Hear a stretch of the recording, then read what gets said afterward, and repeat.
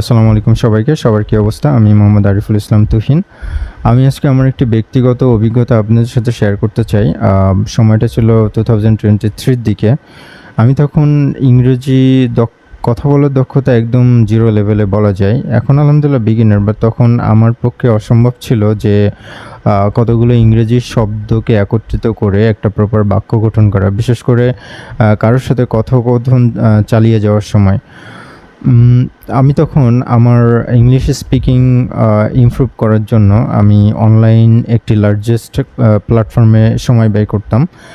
উক্ত লার্জেস্ট প্ল্যাটফর্মে বিভিন্ন ভাষাভাষীদের কমিউনিটি ছিল, যেমন Bengali, English, Hindi, Uzbek, turkey, Indonesia, Filipino, বিভিন্ন ধরনের ভাষাভাষীদের ইন্ডিভিজুয়াল তাদের কমিউনিটি ছিল।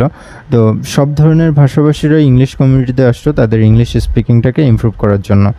তো আমি একটা বিষয় খুবই অবাক হতাম যে স্পেসিফিক্যালি যখন আমার সাথে ইংলিশ নেটিভ স্পিকার বা ফিলিপাইন বা উজবেকিস্তান বা ইন্দোনেশিয়া এই পার্সনরা যখন আমার সাথে কমিউনিকেট করতে আসতো, ইভেন এরা তো নেটিভ স্পিকার না, তারপরেও যখন স্পেসিফিক্যালি ইংলিশ নেটিভ স্পিকার যেমন অস্ট্রেলিয়া, ইউএসএ, ইউকে, তারা যখন আমার সাথে কথোপকথনে কানেক্ট হতো, তো যখন তারা এক পর্যায়ে বুঝতে পারতো যে আমি খুবই জিরো লেভেল থেকে আসছি, আমার ইংলিশে কথা বলার দক্ষতা অতটা ভালো না, তো এটা বোঝার পরেও তারা কিন্তু আরও বেশি পরিমাণে বিনয়ী হয়ে যেত।